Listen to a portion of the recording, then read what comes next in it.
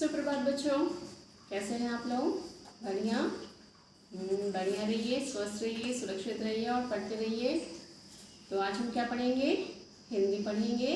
और हिंदी में जैसे कि हमने आपसे बताया था कि अगली कक्षा किसकी होगी? बसंत पुस्तक से। ठीक है, तो बसंत पुस्तक से बच्चों हमने 2 अध्याय पढ़ लिए हैं ना?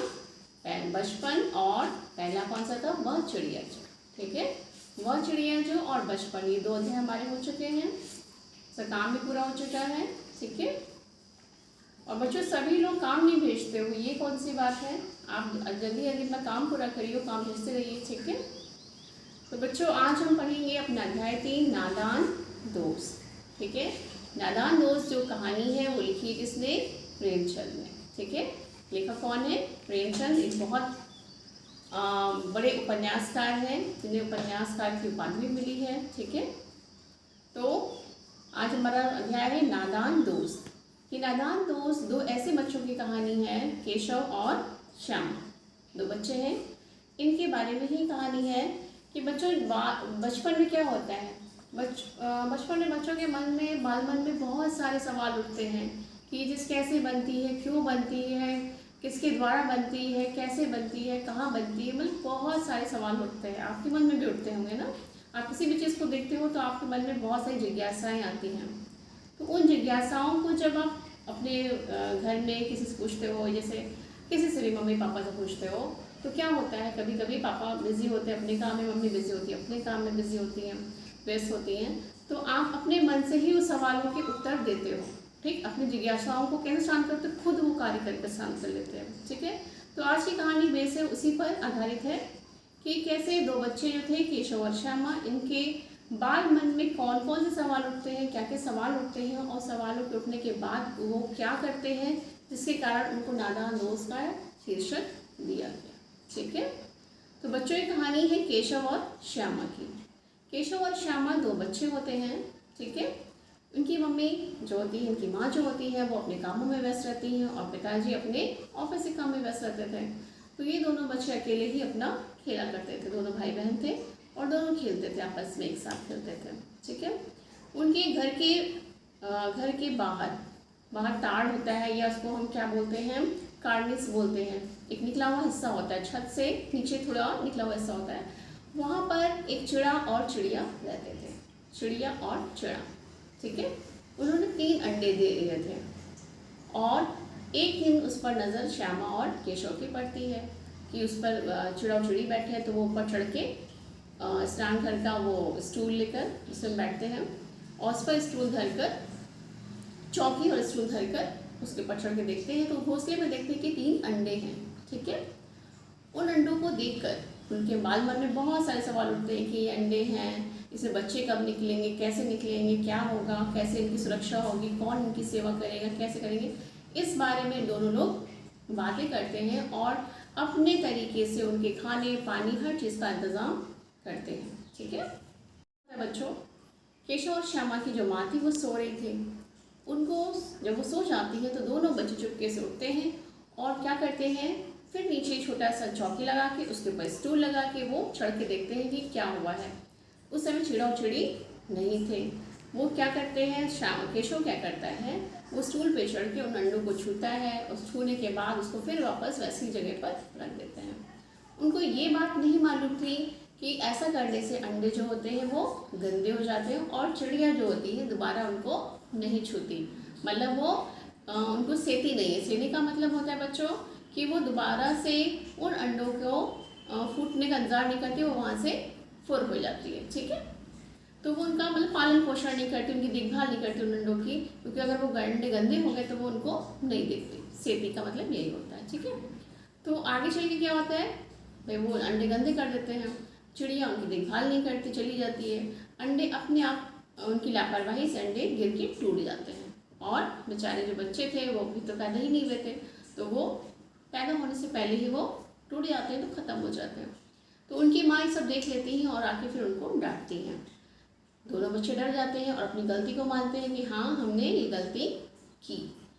तो इसी पे आधारित है हमारी ये कहानी नादान दोस्त। तो चलिए आते हैं, आज हम अपने पुस्तक से पढ़ते हैं नादान दोस्त। आइए। तो हम पढ़ेंगे अपना अध्याय 3 नादान दोस्त, जिसे लिखा किसने है? मुंशी प्रेमचंद जी ने। ठीक है, तो शुरू करते हैं। आप लोग भी अपनी पुस्तक निकाल लीजिए और ध्यान से पढ़िएगा। केशव के घर कार्निस के ऊपर एक चिड़िया ने अंडे दिए थे। केशव और उसकी बहन श्यामा दोनों बड़े ध्यान से चिड़िया को वहाँ आते जाते देखा करते थे। ठीक है, सवेरे दोनों आंखें मलते कार्निस के सामने पहुँच जाते और चिड़िया दोनों को वहाँ बैठा पाते। उनको देखने में दोनों बच्चों को ना मालूम था क्या मज़ा मिलता। दूध और जलेबी की सुध भी न रहती थी। दोनों के दिल में तरह तरह के सवाल उठते। अंडे कितने बड़े होंगे, किस रंग के होंगे, कितने होंगे, क्या खाते होंगे, उनमें से बच्चे किस तरह निकल आएंगे, बच्चों के पर कैसे निकलेंगे, घोंसला कैसा है। लेकिन इन बातों का जवाब देने वाला कोई नहीं। ना अम्मा को घर के काम धंधों की फुर्सत थी, ना बाबूजी को पढ़ने लिखने से। दोनों बच्चे आपस ही में सवाल जवाब करके अपने दिल की तसल्ली दे लिया करते थे। ठीक है, तो बच्चों आपने देखा ना, केशव कौन है? एक लड़का है जिसके घर के कार्निस हमने बताया था ना। कार्निस का मतलब होता है दीवार का सबसे ऊपरी भाग का बाहर निकला हुआ हिस्सा, जिसे हम बोलते हैं कार्निस। ठीक है, तो वहाँ पर एक चिड़िया ने अंडे दिए थे और चिड़ी वहाँ पर रहा करते थे। एक दिन बच्चों को पता नहीं कैसे मालूम चला कि वहाँ पे अंडे हैं, तो उनके मन में इस तरह तरह के सवाल उठते। जैसे आपके मन में भी उठते होंगे ना, तरह तरह सवाल उठते, तो वैसे उनके मन में भी उठा करते थे कि चिड़िया के अंडे कैसे होंगे, किस रंग के होंगे, क्या करते होंगे, है ना, कितने बड़े होंगे, किस रंग के होंगे, क्या खाते होंगे, उनमें बच्चे कैसे निकल आएंगे, बच्चों के पर कैसे निकलेंगे, घोंसला कैसा है। लेकिन इन बातों का जवाब देने वाला कोई नहीं था। पर मीन्स क्या होता है? पंख। ठीक है, घोंसला जहाँ पे चिड़िया रहती है, चिड़िया के घर को हम क्या बोलते हैं? घोंसला। तो उनके सवालों का जवाब देने वाला कोई भी नहीं था। क्यों? क्योंकि उनकी मम्मी जो थी, उनकी माँ जो थी, वो अपने काम से उनको फुर्सत माने होता है आराम, मतलब काम से ही उनको आराम नहीं था, टाइम ही नहीं था, और उनके बाबूजी को पढ़ने लिखने से। ठीक है, तो बच्चे आपस में ही बातचीत कर लिया करते थे। आगे देखिए, श्यामा कहती, क्यों भैया, बच्चे निकलकर फुर्र से उड़ जाएंगे।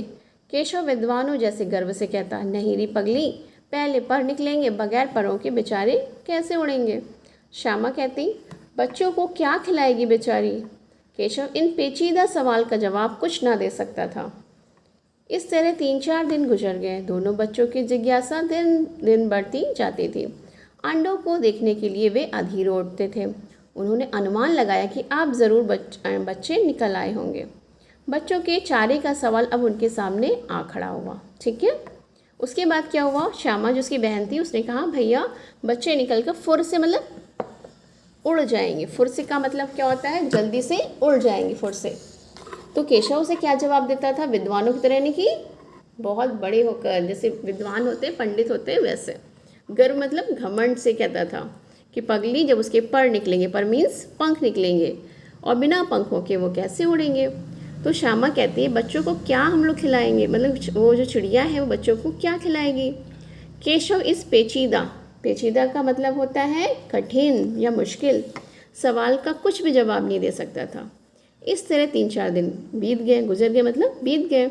दोनों बच्चों की जिज्ञासा मतलब उत्सुकता दिन ब दिन क्या होती थी? बढ़ती जाती थी। अंडों को देखने के लिए वे अधीर उठते थे। अधीर मीन्स बेचैन हो जाते थे। उन्होंने अनुमान लगाया, अनुमान मतलब अंदाज़ा। उन्होंने क्या लगाया? अंदाज़ा लगाया कि अब जरूर बच्चे निकल आए होंगे। बच्चों के चारे मतलब खाने का सवाल अब उनके सामने खड़ा हुआ कि कैसे उनको खाना दिया जाएगा। आगे देखिए, चिड़िया बेचारी इतना दाना कहाँ पाएगी कि सारे बच्चों का पेट भरे। गरीब बच्चे भूख के मारे चूं चूं करके मर जाएंगे।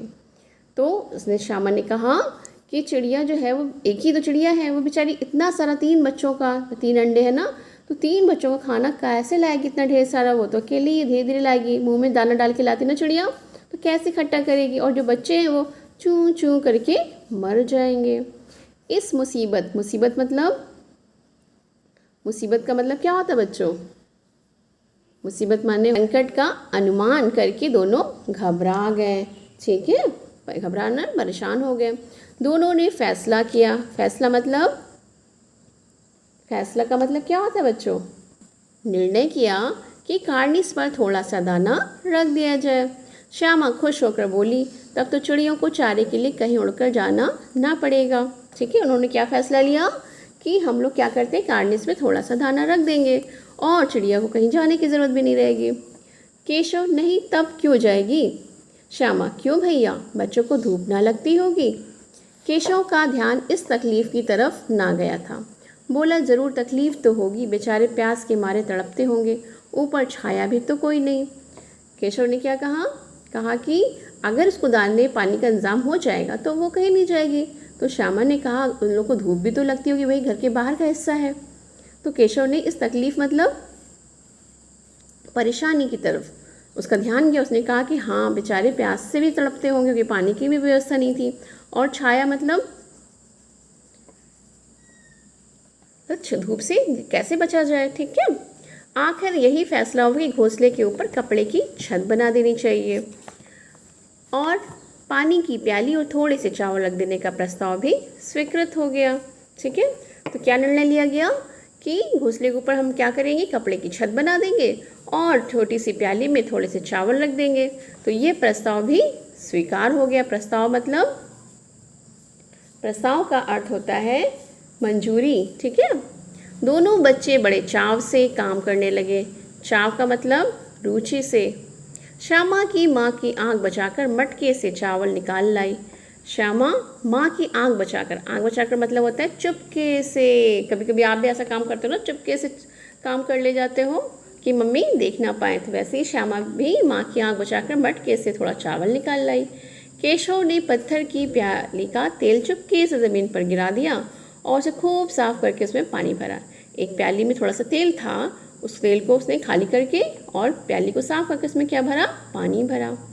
अब चांदनी के लिए कपड़ा कहाँ से आए? चांदनी मतलब ऊपर छत बनाने के लिए। फिर ऊपर बगैर छड़ियों के कपड़ा ठहरेगा कैसे और छड़ियाँ खड़ी कैसे होंगी? ये सारे सवाल उनके मन में आ रहे थे। जैसे आप भी कुछ काम करते तो आते हैं सवाल ना।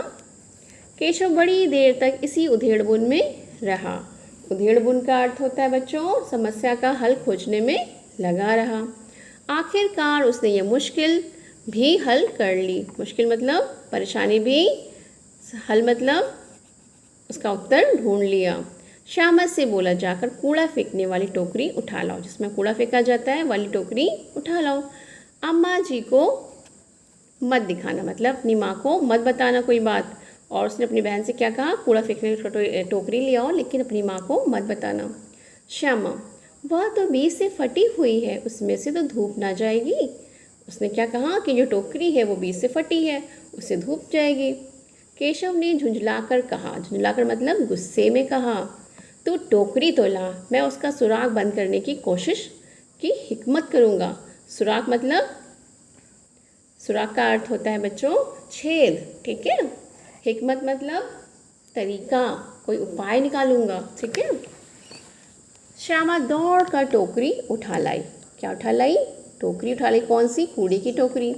केशव ने उसके सुराख में थोड़ा सा कागज ठूंस दिया, तब टोकरी को एक टहनी से टिकाकर बोला, देख ऐसे ही घोंसले पर उसकी आड़ कर दूंगा, तब कैसे धूप जाएगी। श्यामा ने दिल में सोचा, भैया कितने चालाक हैं। श्यामा ने दौड़कर क्या लाई?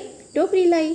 केशव ने उस सुराख में, सुराख मतलब छेद में, थोड़ा सा कागज ठूंस दिया मतलब भर दिया, और तब टोकरी की एक टहनी से, टहनी मतलब लकड़ी से टिकाकर बोला, देख ऐसे ही घोंसले पर उसकी आड़ कर दूंगा, मतलब आड़ करना, परछाई मतलब उछाया कर देना, तब कैसे धूप जाएगी। श्यामा ने दिल में सोचा, भैया कितने चालाक। चालाक मतलब चतुर। अब दूसरा भाग, इसके बाद कौन सा है? दूसरा भाग है। ठीक है, अब दूसरा भाग देखिए। गर्मी के दिन थे, बाबूजी दफ्तर गए हुए थे, अम्मा दोनों बच्चों को कमरे में सुलाकर खुद सो गई थी, लेकिन बच्चों की आंखों में आज नींद कहाँ। अम्मा जी को बहलाने के लिए दोनों दम रोके आंखें बंद किए हुए मौके का इंतज़ार कर रहे थे। जो ही मालूम हुआ कि अम्मा जी की अच्छी तरह सो गई, दोनों चुपके से उठे और बहुत धीरे से दरवाजे की सिटकिनी खोलकर बाहर निकल आए। अंडों के हिफाजत की तैयारियां होने लगी। केशव कमरे से एक स्टूल उठा लाया, लेकिन जब उसमें काम ना चला तो नहाने की चौकी लाकर स्टूल के नीचे रखी और डरते डरते स्टूल पर चढ़ा। गर्मी के दिन होते हैं तो सभी लोग दोपहर में क्या करते हैं, सो जाते हैं, क्योंकि बहुत गर्मी होती है, बाहर निकलना भी मुश्किल होता है। तो जो इनकी अम्मा थी यानी माँ थी, वो दोनों बच्चों को लेकर क्या की, सोने चली गई। लेकिन दोनों बच्चों को तो नींद नहीं आ रही थी। क्यों नहीं आ रही थी? क्योंकि उनको चिड़ियों के अंडे देखने जाना था कि कैसे हैं, क्या है, क्या उनके बच्चे निकले या नहीं निकले, सारे सवालों के जवाब देखने थे। तो अम्मा जी को दिखाने के लिए, बहलाने के लिए, मतलब उनका मन बहलाने के लिए, मतलब उनसे नाटक करते हुए झूठा, दोनों ने दम रोके हुए, दम मतलब बिना सांस लिए हुए, आंखें बंद किए हुए थे और ये इंतज़ार कर रहे थे कि मेरी मम्मी जल्दी सो जाए और उनके सोते ही हम लोग बाहर निकल जाएं। तो धीरे से दरवाजे की सिटकिनी, जिससे हम दरवाज़ा बंद करते हैं, उसको खोल कर दोनों बाहर निकल आए। अंडों की हिफाजत में सुरक्षा के लिए तैयारी करने लगे। केशव कमरे से एक स्टूल उठा लाया, ठीक, और क्या किया उससे, लेकिन वो छोटा पड़ रहा था, उससे वो पहुंच नहीं पा रहा था। तो उसने क्या किया, नहाने की चौकी होती है, जब हम नहाने वाले बाथरूम में एक चौकी रखते हैं, उससे बैठ के हम नहाते हैं, तो उस चौकी को लाकर स्टूल के नीचे रखा, उसके ऊपर स्टूल रखा और स्टूल पे वो चढ़ गया। श्यामा दोनों हाथों से स्टूल पकड़े हुए थी, ठीक है, जो उसकी बहन थी वो कैसी थी, दोनों हाथों से स्टूल को पकड़े हुए थी, जैसे चित्र में आप देख रहे हो। स्टूल चारों टांगे बराबर न होने का जिस सब ज़्यादा दबाव पाता था, जरा सा हिल जाता था। जब अगर चारों टांगे बराबर नहीं होंगी स्टूल की, तो क्या होता है, वो हिलता डुलता है। उस वक्त केशव को कितनी तकलीफ उठानी पड़ती थी, यह उसी का दिल जानता था। दोनों हाथों से कार्निस पकड़ लेता और श्यामा को दबी आवाज़ में डांटता, अच्छी तरह पकड़। स्टूल पे तो वो चढ़ गया, लेकिन उसको डर लग रहा था, क्योंकि स्टूल जो थी वो क्या हो रही थी, हिल डुल रही थी, ठीक है। तो अब इसका तो केशव भी जान रहा था उसको कितनी परेशानी हो रही थी, कि तकलीफ माने परेशानी हो रही थी। तो वो धीरे से बोलता था, क्योंकि उसको डर भी था ना कि मम्मी अंदर सुन ना ले, तो वो धीरे से उसको डांटता कि अच्छी तरह पकड़ो। किसको डांटना था? श्यामा को, वरना उतर कर बहुत मारूंगा। जो बड़े भाई होते बहनों पे ऐसे ही रौब झाड़ते हैं ना। मगर बेचारी श्यामा का दिल तो ऊपर कार्निस पर था। उसको बार बार ये देखना था कि उसमें कितने अंडे हैं, कि बच्चे निकले कि नहीं निकले। बार बार उसका ध्यान उधर चला जाता और हाथ ढीले पड़ जाते। मतलब स्टूल को कस के ना पकड़ के उसका ध्यान किधर था, उस घोंसले पर था, उस कार्निस पर था जहाँ पे चिड़ियों ने अंडे दिए थे। केशव ने जो ही कार्निस पर हाथ रखा, दोनों चिड़िया उड़ गई। क्या होता है बच्चों, जैसे आप चिड़िया के पास जाते चिड़िया उड़ जाती है ना, वैसे वो भी चिड़िया उड़ गई। केशव ने देखा कार्निस पर थोड़े तिनके बिछे हुए हैं और उन पर 3 अंडे पड़े हैं। जैसे ही घोंसले उसने पेड़ों पर देखे थे, वैसा कोई घोंसला नहीं है। श्यामा ने नीचे से पूछा, कै बच्चे हैं भैया? केशव, 3 अंडे हैं, अभी बच्चे नहीं निकले। श्यामा, ज़रा हमें दिखा दो भैया, कितने बड़े हैं? केशव, दिखा दूंगा, पहले ज़रा चिथड़े ले आ, नीचे बिछा दो, बेचारे अंडे तिनकों में पड़े हुए हैं। जो कार्निस में बच्चों थे, अंडे रखे थे, भाई केशव ने सोचा कि जैसे उसे पेड़ों पे घोंसला बना हुआ देखते थे, तिनकों से घोंसला बना हुआ देखते थे ना आप लोग, आपने भी देखा होगा, लेकिन वैसे नहीं थे वहाँ पे। कार्निस पे जो उस पे थे ताड़ के ऊपर, उस पर तिनके के ऊपर अंडे पड़े थे, बड़े गंदे संदे लग रहे थे उसको। तो उसने क्या किया, उन अंडों को साफ करने के लिए क्या मंगाया, तो चिथड़ा, यानी कि पुराने कपड़े मंगाए। क्या मंगाया? चिथड़े। और श्यामा ने पूछा, क्या बच्चे हैं? क्या मतलब कितने बच्चे हैं? तो केशव ने क्या कहा, 3 अंडे हैं। तो उसने, श्यामा ने कहा, मुझे भी दिखा दो। केशव ने कहा, पहले तुम चिथड़े ले आओ, चिथड़े मतलब पुराने कपड़े ले आओ। श्यामा दौड़कर अपनी पुरानी धोती फाड़कर एक टुकड़ा लाई, एक पुरानी धोती का टुकड़ा दौड़ के ले आई। केशव ने झुककर कपड़ा लिया और उसे कई तह करके उसे एक गद्दी बनाई और उसे तिनकों से बिछाकर 3 अंडे धीरे से उस पर रख दिए। क्या किया, उस कपड़ों को तह लगाई और तह लगाने के बाद उसके ऊपर अंडे वापस रख दिए। श्यामा ने फिर कहा, हमको भी दिखा दो भैया। केशव ने क्या कहा, दिखा दूंगा, पहले ज़रा वह टोकरी तो दे दो, ऊपर छाया कर दूँ। अब उसने क्या किया, टोकरी मांगी और टोकरी को ढांक दिया। श्यामा ने टोकरी नीचे से थमा दी और बोली, अब तुम उतर आओ, मैं भी तो देख लूँ।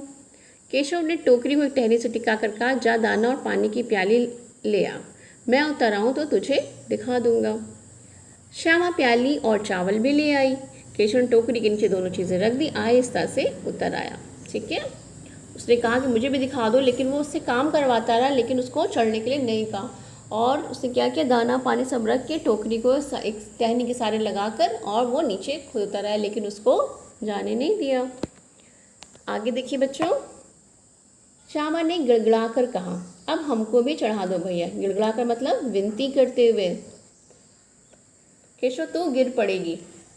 श्यामा, ना गिरूंगी भैया, तुम नीचे से पकड़े रहना। केशव, ना भैया, कहीं तू गिर गिरा पड़ी तो अम्मा जी मेरी ही चटनी कर डालेंगी, कहेंगी कि तूने ही चढ़ाया था, क्या करेगी देखकर।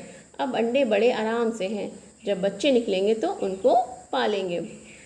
श्यामा ने विनती करते हुए कहा कि मुझे भी दिखा दो, लेकिन केशव एक बार भी इसकी बात को नहीं माना। उसने कहा कि अगर तुम गिर जाओगी तो माँ मेरी क्या बना देंगी, चटनी कर देंगी, मतलब मारेंगी मुझे, और मुझे ही डांट पड़ेगी कि तुमने ही उसको चढ़ाया होगा। दोनों चिड़िया बार बार कार्निस पर आती थी और बगैर बैठे ही उड़ जाती थी।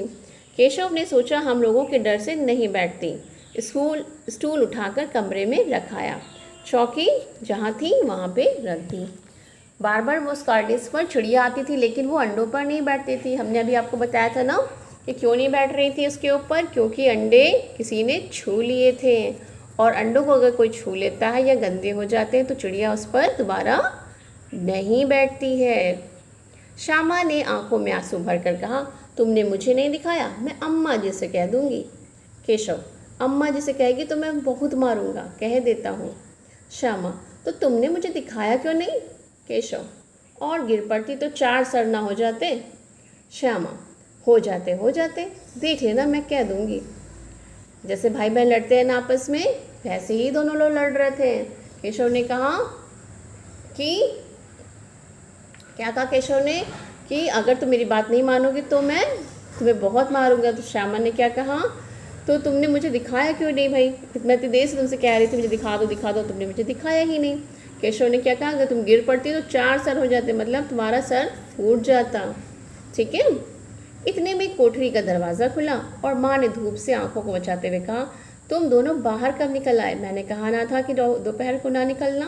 किसने किवाड़ खोला?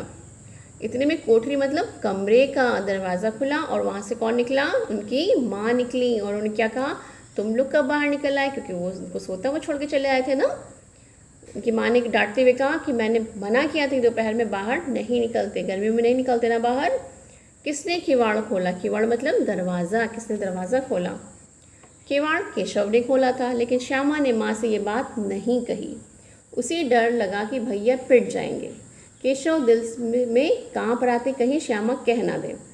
अंडे ना दिखाए थे इसलिए, इससे अब उसको श्यामा पर विश्वास ना था।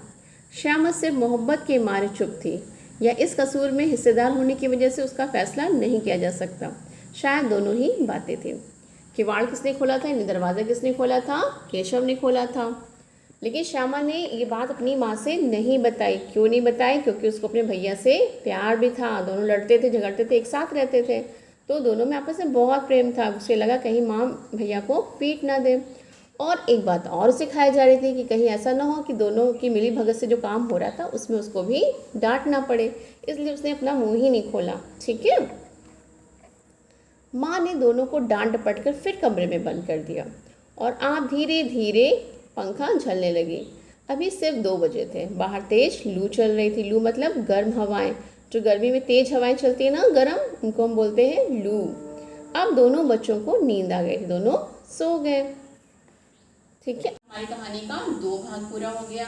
तीसरा जो भाग है वो हम आपको अगले वीडियो में पढ़ाएंगे, लेकिन आपको पूरी कहानी पढ़नी है किताब से। ठीक है, अपनी पुस्तक से ये पूरी कहानी पढ़नी है, और जहाँ जहाँ पे हमने अंडरलाइन की है ना, रेखांकित किया ना हमने, उस रेखांकित शब्द के आपको शब्दार्थ हम बताते भी गए हैं, वो आपको खुद से करने हैं। ठीक है। जहाँ जहाँ पे हमने शब्दों के नीचे रेखांकित किया है ना, अंडरलाइन की है, उसको आपको उसके शब्दार्थ लिखने हैं। ठीक है। और इसका छोटा सा सारांश आपको लिखना है। इस कहानी का छोटा सा सारांश, जैसे कि हमने आपको बताया था ना, वैसे ही सारांश छोटा सा 1 पेज का आपको लिखना है, नादान दोस्त, और इसके शब्दार्थ करने हैं, अच्छे से पढ़ना है। हम कभी भी आपका टेस्ट ले सकते हैं, कभी भी। ठीक है। तो ऐसा है, अच्छे से पढ़ते रहिए। 3 लेसन इसके और 2 लेसन हमने कंप्लीट करा दिए हैं व्याकरण में, तो दोनों लेसन वो और 2 लेसन इसके, 2 व्याकरण के और 2 वसन के, 4 लेसन में। इसका टेस्ट हम कभी भी ले सकते हैं। ठीक है, सरप्राइज टेस्ट हम लेंगे। और अच्छे से पढ़िए, ठीक है, फिर हम मिलते हैं आपसे अपने नेक्स्ट वीडियो में। तब तक के लिए बाय बाय।